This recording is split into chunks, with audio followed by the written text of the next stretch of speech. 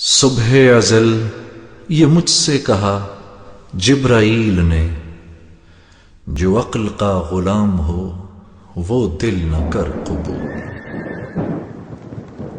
بوبکر عمر عثمان و علی، بوبکر عمر عثمان و علی، یاران نبی میں سب سے جلی، بوبکر عمر عثمان و علی، اصحاب محمد حق کے ولی، بوبکر عمر عثمان و علی، یاران نبی میں سب سے جلی، بوبکر عمر عثمان و علی، بوبکر عمر عثمان و علی۔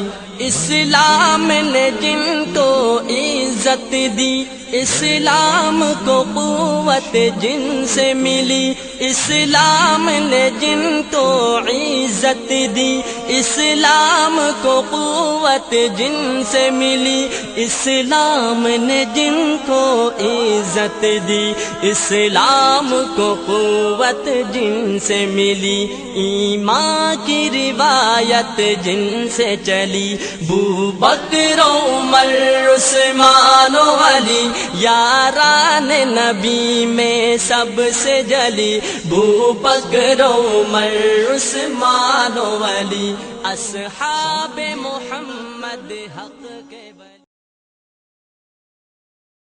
اعوذ باللہ من الشیطان الرجیم، بسم اللہ الرحمن الرحیم، نحمد و نصلی علی رسولہ الکریم، اما بعد، معزز سامعین السلام علیکم ورحمۃ اللہ وبرکاتہ۔ حمد و ثنا رب ذوالجلال کے لیے جو تخت عظمت جلال پر ہمیشہ سے متمکن ہے اور ہمیشہ رہے گا۔ اس کی قدرت کاملہ یہ کہ سمندروں میں مد و جزر کا پیدا کرنے والا، رات اور دن کا بنانے والا، خزاں و قدر کا مالک و مختار ہے۔ عزت اور ذلت کا دینے والا وہی پروردگار ہے۔ زندگی اور موت اسی کے ہاتھ ہے۔ ہم اسی کے حمد و ستائش بیان کرتے ہیں، اسی کی بڑائی کے راگ الاپتے ہیں کہ اس خلاق اکبر نے جو عظیم احسان ہم پر کیا وہ یہی کہ امت محمدیہ میں پیدا فرمایا اور خود اس امت کی تعریف فرمائی کہ تم بہترین امت ہو، لوگوں کو برائیوں سے روکتے ہو، بھلائیوں کی طرف بلاتے ہو۔ درود و سلام سید العرب والعجم جمیل الشم صاحب الجود والکرم صلی اللہ علیہ وسلم کی ذات اقدس پر کہ جس ذات گرامی نے عرب کے بدووں اور خانہ بدوشوں کو تاریخ انسانی کے کاروان کا سالار بنا دیا۔ بزرگوں اور دوستو، یہ اصحاب انصار ہیں جن کے تذکرہ آپ سماعت فرما رہے ہیں۔ آج ایک ایسے صحابی رسول کا تذکرہ آپ سماعت فرمائیں گے جنہیں تاریخ اسلام میں ابو درداء کے نام سے یاد کرتے ہیں۔ حضرت ابو درداء کا اصلی نام عوامر تھا اور ان کا جو تعلق تھا قبیلہ خزرج سے، جن کا تعلق تھا عدی بن کعب، ان کا ایک چھوٹا سا قبیلہ تھا۔ یہ غزوہ بدر میں حالت کفر میں ہونے کی وجہ سے شریک نہ ہو سکے، لیکن غزوہ احد میں جب یہ شہ سواری کرتے ہوئے یعنی اپنے گھوڑے پر بیٹھے ہوئے دشمنوں کے نرغے میں بہت شجاعت اور بہادری کے ساتھ پہنچے تو اللہ کے نبی صلی اللہ علیہ وسلم نے تعریفی الفاظ آپ کے تعلق سے کہے کہ عوامر کیا بہترین شہ سوار ہیں، اس انداز سے تعریف اور توصیف کی۔ حضرت ابو درداء کا معاملہ یہ کہ اہل مدینہ وہ تو زراعت کے اندر اپنے آپ کو مہو رکھے تھے، لیکن یہ اس زمانے میں بھی تجارت کیا کرتے تھے۔ اور جب اللہ کے نبی صلی اللہ علیہ وسلم نے معلم بنا کر حضرت مصعب بن عمیر کو بھیجا تو مصعب بن عمیر کے آ جانے سے مدینے کے گلی کوچے تمام کے تمام منور ہو گئے، اسلام کی روشنی پھیل گئی، ہر گھر میں کوئی نہ کوئی شخص اسلام لے آیا۔ ایسے وقت میں بھی بڑے تدبر کرتے ہوئے، بڑے تجسس کے اندر آپ لگے رہے، اور اس کے بعد جب حق ثابت ہو گیا، ظاہر ہو گیا، تو فوراً اللہ کے نبی صلی اللہ علیہ وسلم کے پاس آئے اور آپ آگے داخل اسلام ہو گئے۔ اللہ کے نبی صلی اللہ علیہ وسلم کے ایک اور صحابی حضرت سلمان جن کا نام ہے، وہ بھی غزوہ بدر اور غزوہ احد میں تو شریک نہیں ہو سکے، اور اس لیے کہ غلامی کے اندر گزار رہے تھے دن، اور جب وہ داخل اسلام ہو گئے تو اللہ کے نبی صلی اللہ علیہ وسلم نے دونوں کو مواقعاتی بھائی بنا دیا، یعنی حضرت ابو درداء کا جو بھائی بنایا حضرت سلمان فارسی کو بنا دیا۔ اس انداز سے یہ لوگ دونوں کے دونوں تبحر علمی میں ان کا جواب نہیں، یعنی اللہ کے نبی صلی اللہ علیہ وسلم سے بہت زیادہ فیضیاب ہوئے۔ حضرت سلمان کا معاملہ تو یہ تھا کہ وہ توریت اور انجیل، وہ تمام کے تمام علوم کا انہوں نے مطالعہ کیا اور اس کے بعد دامن رسول سے چمٹ گئے تھے۔ اور ادھر حضرت ابو درداء کا معاملہ یہ ہوا کہ تمام تجارت کو آپ نے خیر آباد کر دیا، اور اس کے بعد اللہ کے نبی صلی اللہ علیہ وسلم کی صحبت کو سب سے زیادہ فضیلت آپ نے دی، اور اس کے بعد تجارت کے ترک کرنے کے تعلق سے جب سوال آیا تو انہوں نے کہا کہ اگر 400 دینار بھی اگر یومیہ میری آمدنی ہو جائے اور سارے کا سارا میں اللہ کی راہ میں اگر خرچ کر دوں اور پھر مسجد کے کونے پر ہی میری دکان ہو جائے، کوئی نماز قضا نہ ہو، تب بھی میں اس کو کرنا گوارا نہیں کروں گا، اس لیے کہ مجھے علم حاصل کرنا ہے۔ آخرت کی جواب دہی کا جو تصور تھا صحابہ کرام کے پاس، وہ ان کو اس تمام کاموں سے باز رکھتے ہوئے صرف اللہ کی رضا اور اللہ کے کام، اللہ نے جو علم عطا کیا اسی سے فیضیاب ہونے کے لیے تمام بڑے بے چین ہوا کرتے تھے۔ حضرت ابو درداء کی زندگی کے اندر بہت سارے نشیب و فراز آئے، لیکن اس کے باوجود اپنے آپ کو ثابت قدم رکھا، اللہ کے نبی صلی اللہ علیہ وسلم کی حیات طیبہ میں حافظ قرآن بنے، اور پھر زیادہ سے زیادہ وقت اللہ کے نبی صلی اللہ علیہ وسلم سے معلومات کے حاصل کرنے میں جب لگا دیے تو بڑے بڑے علماء کبار کے ساتھ ان کا شمار ہونے لگا۔ حضرت ابو درداء ایسے آدمی تھے جو بہت زیادہ عبادت گزار تھے۔ ان کے عبادت گزاری کا معاملہ یہ ہوا کہ آپ کی جو زوجہ محترمہ ہے ام درداء، ان کو ایک مرتبہ حضرت سلمان نے دیکھا کہ بڑے پراگندہ حال ہے، بال تمام الجھے ہوئے ہیں، کسی قسم کی زیب و زینت سے آ رہی ہے، تو اس وقت انہوں نے پوچھا کہ بھابھی کیا بات ہے، آپ کا عمل ایسے کیوں ہے، آپ کا حال اور حلیہ یہ اس انداز سے کیوں ہے؟ تو انہوں نے کہا کہ میں بناؤ سنگار کس کے لیے کروں؟ ارے میں جو جن کے لیے کرنا تھا وہ تو عبادتوں میں مہو ہے۔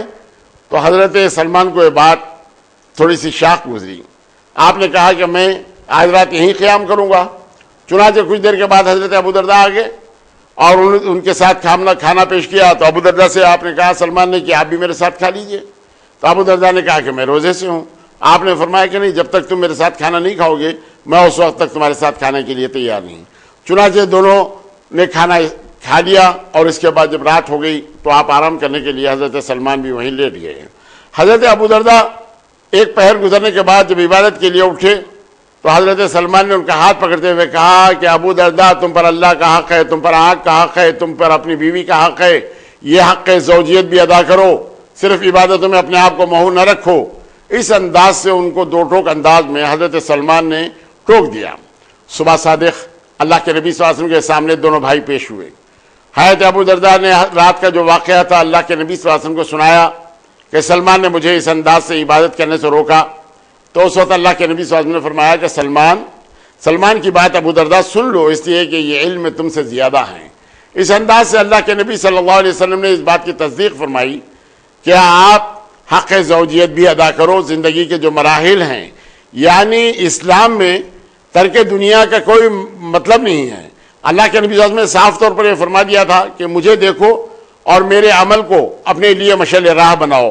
میں اپنے بیوی بچوں میں بھی رہتا ہوں، عبادت بھی کرتا ہوں، اللہ کی عبادت میں بھی مہو رہتا ہوں۔ اس انداز سے حضور اکرم صلی اللہ علیہ وسلم نے بارہا یہ فرما دیا تھا۔ دوستو، معاملہ یہ ہوا کہ اللہ کے نبی صلی اللہ علیہ وسلم نے ایک مرتبہ فرمایا کہ اگر کوئی بندہ اللہ کے علاوہ کسی اور کو شریک نہ کرتا ہو، موحد ہو، تو اللہ تعالیٰ اس کے گناہوں کو معاف فرما دے گا، جنت میں اسے مقام دے گا۔ حضرت ابو ذر غفاری رضی اللہ تعالیٰ عنہ اس محفل میں موجود تھے۔ انہوں نے کہا کہ اے اللہ کے نبی، اگر وہ آدمی شرابی اور زانی ہو تو اللہ کے نبی صلی اللہ علیہ وسلم نے فرمایا کہ اللہ تعالیٰ ان کے قصوروں کو معاف کر دے گا۔ تو پھر حضرت ابو درداء نے 3 مرتبہ یہی سوال اللہ کے نبی صلی اللہ علیہ وسلم سے کیا۔ اللہ کے نبی صلی اللہ علیہ وسلم نے 3 مرتبہ بھی کہا کہ ہاں، اللہ تعالیٰ ان لوگوں کو معاف کر دے گا، ان کے قصوروں کو معاف کر دے گا اگر وہ اللہ وحدہ لا شریک پر کامل مکمل طور پر یقین رکھتے ہوں اور وہ موحد ہوں، یعنی کہ اللہ کے ذات میں، اللہ کے صفات میں کسی اور کو نہ شریک کرے، تو وہ شخص اللہ تعالیٰ ان کے گناہوں کو معاف کر دے گا۔ اس کے بعد اللہ کے نبی صلی اللہ علیہ وسلم اجازت لے کر حضرت ابو درداء یہ تمام لوگوں کے سامنے اس حدیث کو بیان کرنے کے لیے جب نکلے تو حضرت عمر فاروق سے ملاقات ہو گئی۔ حضرت عمر فاروق نے کہا کہ کیا بات ہے؟ تو کہا کہ اللہ کے نبی صلی اللہ علیہ وسلم کی بارگاہ سے ایک حدیث لیے ہوئے تمام لوگوں کو سنانے کے لیے جا رہا ہوں کہ اگر کوئی بندہ مومن اللہ کے ذات میں، صفات میں کسی کو شریک نہ کرے تو وہ جنتی ہو جائے گا، اگرچہ کہ وہ کسی قسم کا گناہ اس سے سرزد ہوئے ہوں۔ حضرت عمر نے کہا کہ خاموش رہو، اس حدیث کو اپنے پاس رکھو۔ چنانچہ اس انداز سے انہوں نے بھیج دیا تو حضرت ابو درداء نبی کریم صلی اللہ علیہ وسلم کے پاس پیش ہوئے اور انہوں نے کہا کہ حضرت عمر نے مجھے اس لیے روک دیا ہے کہ کہیں اس بات کو سننے کے بعد لوگ مسلمان عمل کرنا نہ چھوڑ دیں، اس لیے انہوں نے روک دیا ہے۔ تو اللہ کے نبی صلی اللہ علیہ وسلم نے فرمایا کہ ابو درداء، عمر نے سچ کہا، یعنی حضرت عمر کی بات کی اللہ کے نبی صلی اللہ علیہ وسلم نے اس بات میں تصدیق فرمائی۔ تو بزرگوں اور دوستوں، معاملہ یہ کہ اللہ کے نبی صلی اللہ علیہ وسلم کی زبان مبارک سے جو کچھ سنتے اس کے اوپر عمل کرنے کے لیے متفق ہوتے اور مکمل طور پر آپ اس کے اوپر عمل کرتے. اللہ کے نبی صلی اللہ علیہ وسلم کے اس دنیا سے پردہ فرمانے کے بعد دل اچاٹ ہو گیا. مدینہ منورہ میں رہنا آپ کو گوارا نہ ہوا. حضرت عمر کا دور خلافت ہے. آپ نے کہا اے عمر مجھے اجازت دے دو کہ میں ملک شام چلا جاؤں. تو اس وقت حضرت عمر نے کہا اگر حکومت کی کوئی ذمہ داری اگر تم قبول کر سکتے ہو تو پھر قبول کر لو, میں جانے کی اجازت دوں گا. انہوں نے کہا کہ میں حاکمیت کروں یہ مجھے گوارا نہیں. تو کہا کہ پھر اجازت بھی نہیں ملے گی. تو پھر اس وقت حضرت ابو درداء نے کہا کہ ہاں درس اور تدریس کا کام مجھے دے دو, قرآن اور فقہ کا کام مجھے دے دو, میں وہ تمام کام کرتا رہوں گا اور وہ کام مجھ سے ہو سکے گا. تو حضرت عمر نے اس کے بعد آپ کو اجازت دی تو ملک شام چلے آئے. پوچھا ملک شام جانے کی وجہ, تو کہا کہ اللہ کے نبی صلی اللہ علیہ وسلم کی زبان مبارک سے میں نے سنا فتنے کے زمانے میں ایمان کی مشال شام میں جلتی رہے گی. یعنی مطلب یہ کہ شام میں کسی قسم کا کوئی فتنہ اور فساد برپا نہ ہو سکے گا. یہ حضرت عمر رضی اللہ تعالیٰ نے جب شام کے ایک سفر میں پہنچے, ابو درداء کے پہنچے گا بہت زمانہ بعد, تو اس وقت انہوں نے تمام دیکھا جلیل القدر صحابہ کو کچھ نہ کچھ تبدیلیاں ان میں محسوس کی.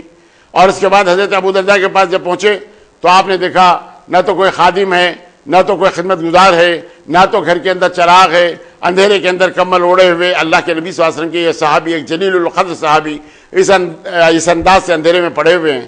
ہے تو میں نے پوچھا کہ ابو درداء کیا بات ہے, آپ کے اس انداز سے پڑے رہنے کی وجہ کیا ہے؟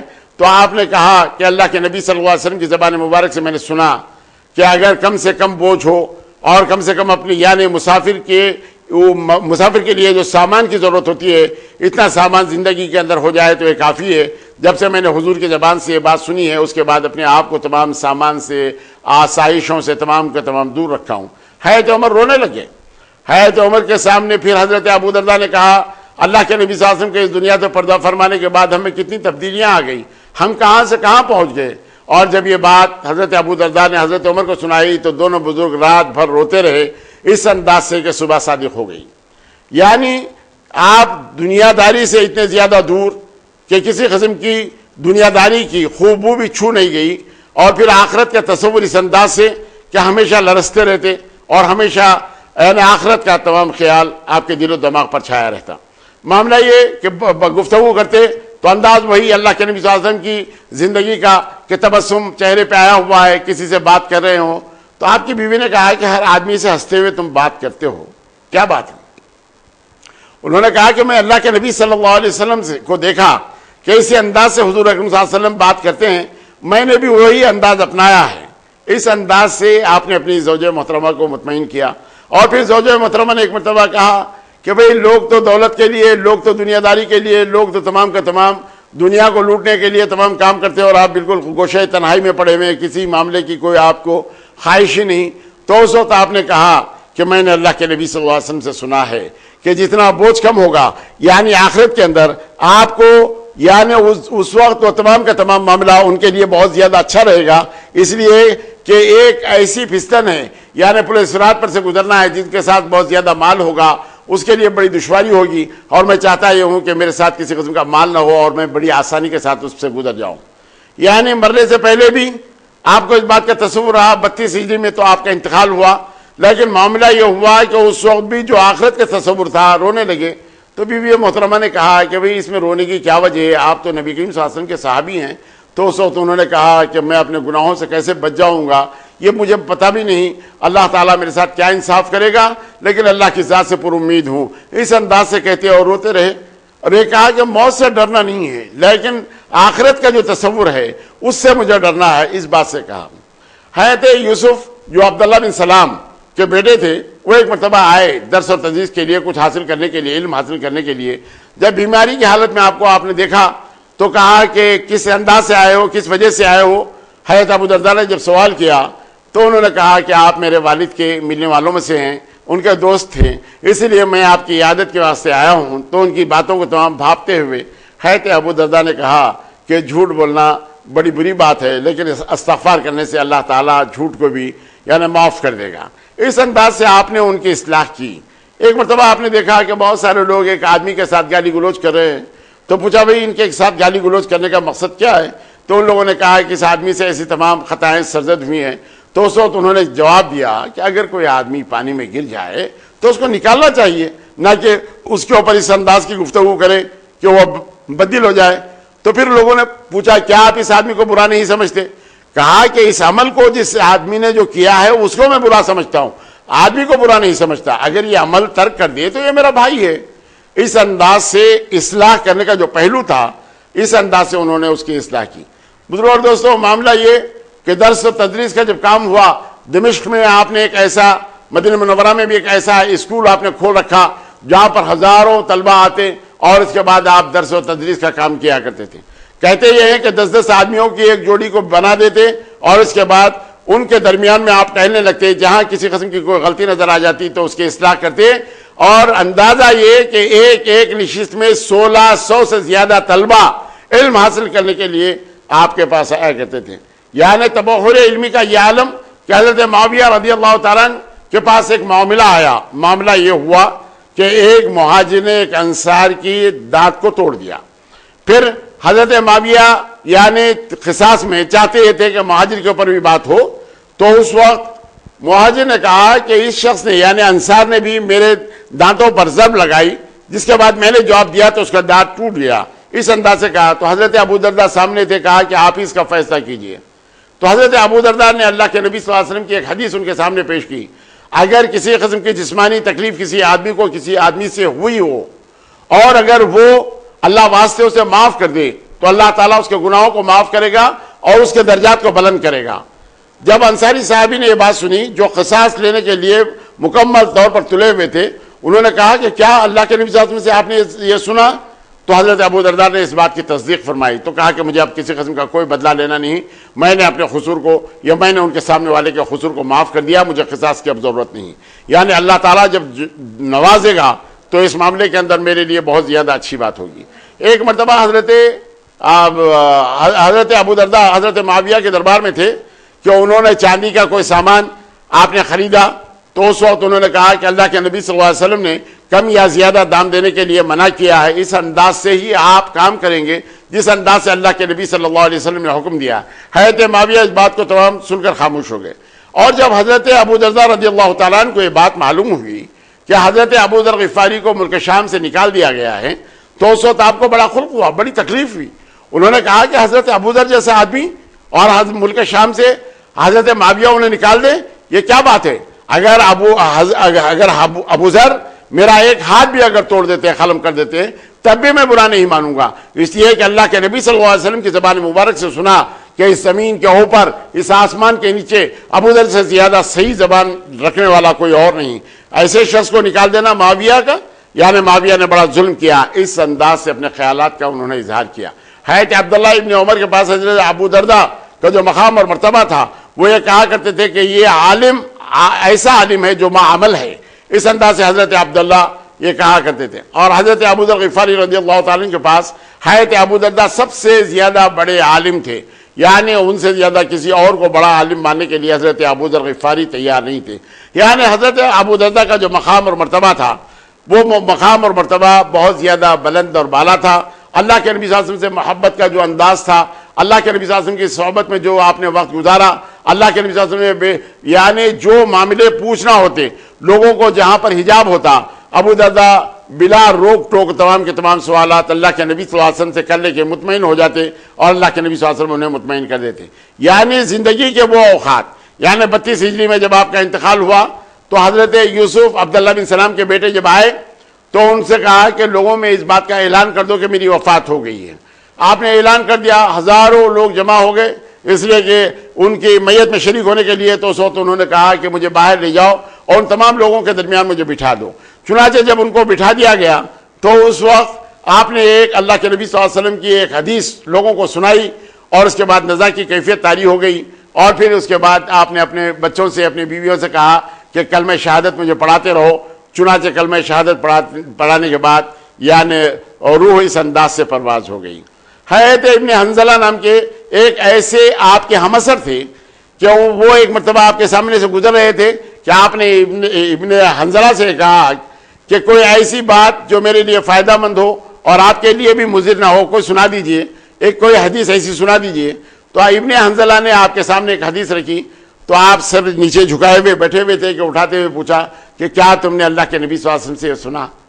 تو ابن حنظلہ نے کہا کہ میں نے اللہ کے نبی صلی اللہ علیہ وسلم سے سنا. پھر آپ نے پوچھا کہ کیا تم نے اللہ کے نبی صلی اللہ علیہ وسلم سے سنا؟ یعنی 3 مرتبہ سننے کے بعد بڑی خوشی کا اظہار کیا آپ نے کہ اللہ کے نبی صلی اللہ علیہ وسلم کی زبان مبارک سے آپ نے یہ تمام حدیث سنی اور مجھے آپ نے سنا دیا.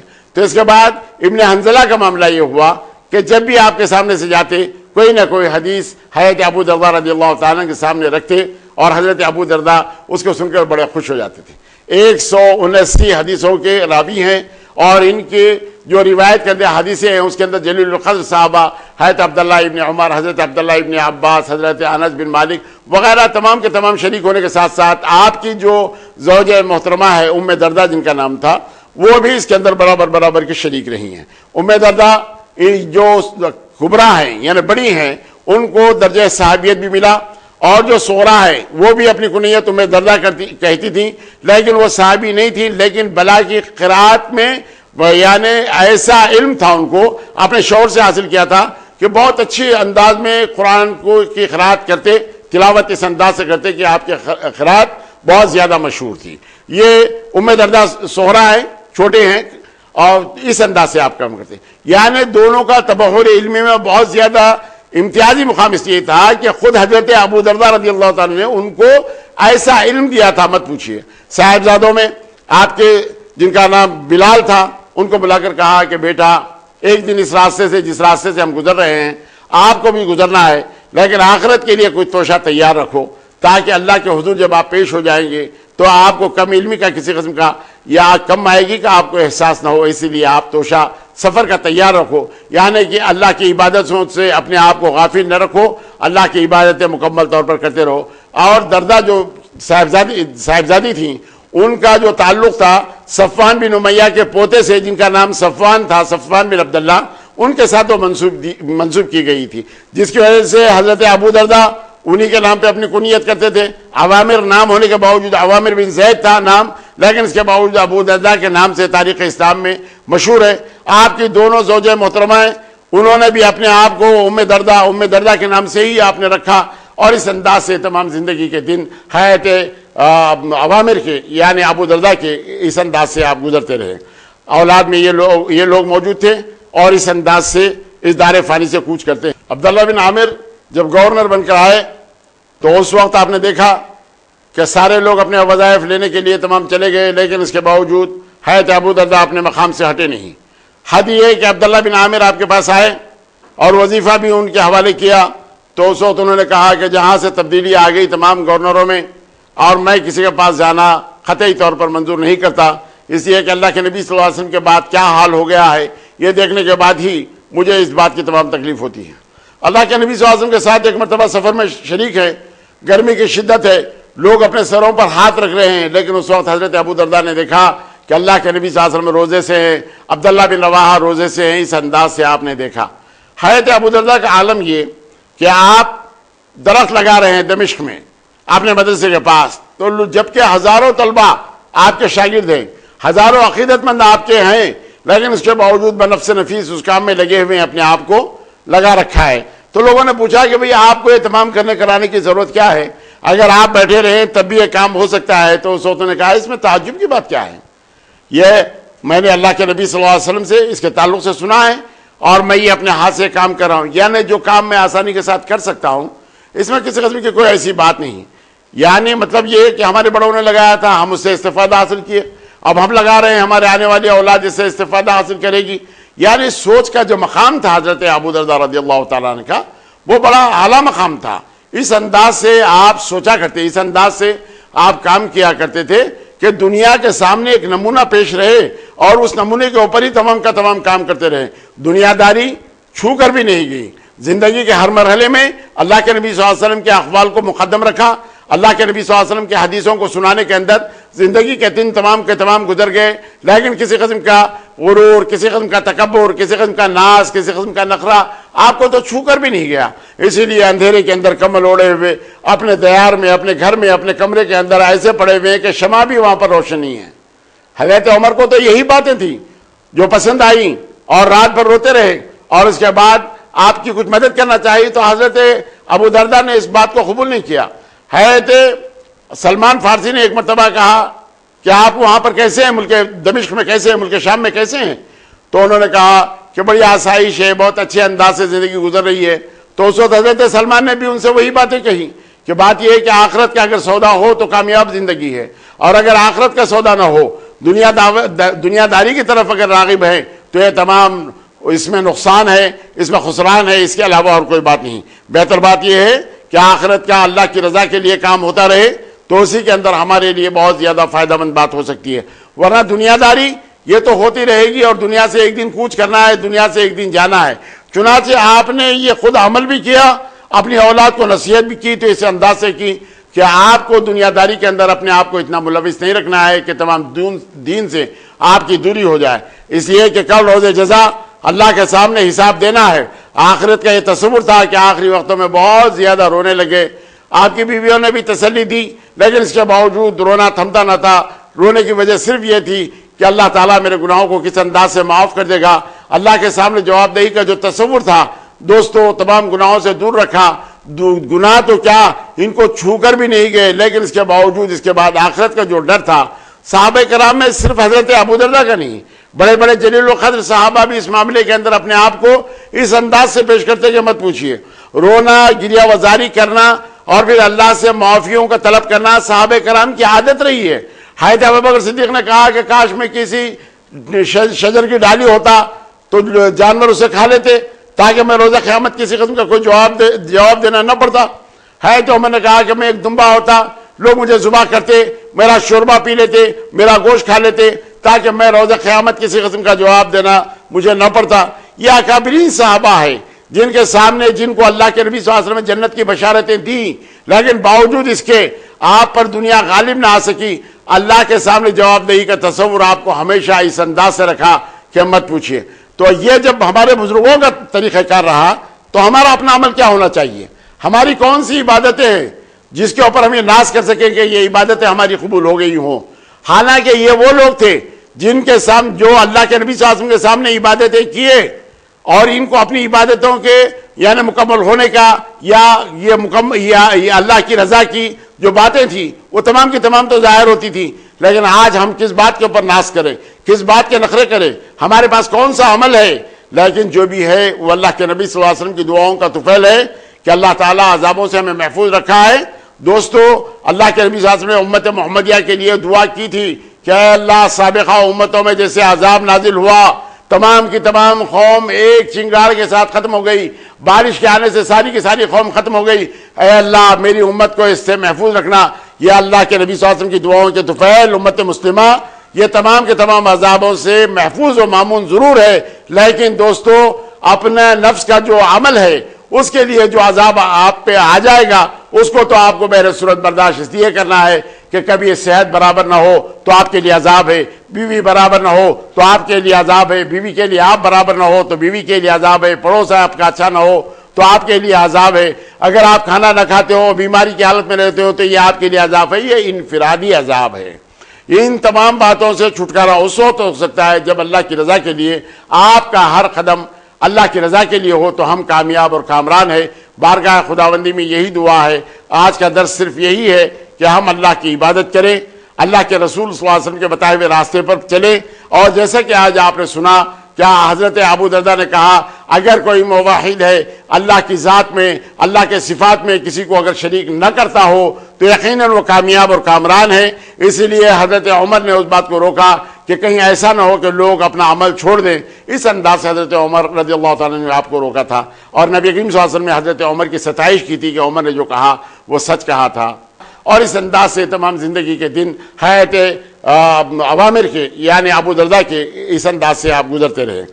اولاد میں یہ لوگ موجود تھے اور اس انداز سے اس دار فانی سے کوچ کرتے ہیں۔ بارگاہ خداوندی میں میری دعا ہے کہ پروردگار عالم ہمیں گناہوں سے محفوظ و معمون فرما، مولا کرم فرما، یہ ہمارے اسلاف کے جو ہم نقش قدم پر چلنے کی توفیق عطا فرما، اور انہیں نقش قدم پر ہم کو اے اللہ یہ عافیت عطا فرما کہ ہم ان کے نقش قدم کے صحیح طور پر ہم تبلیغ کر سکیں، بات کر سکیں، زندگی گزار سکیں۔ اللہ کی بارگاہ میں دعا ہے کہ ہمارے مرحومین کی مغفرت فرما، اے اللہ ہماری دعاؤں کو نبی کریم صلی اللہ علیہ وسلم کے صدقہ طفیل میں قبول فرما۔ وصلی اللہ علی محمد النبی الأمی وآلہ وصحبہ وسلم، الحمدللہ رب العالمین۔ ثم الرضا عن أبي بكر وعن عمر، ثم الرضا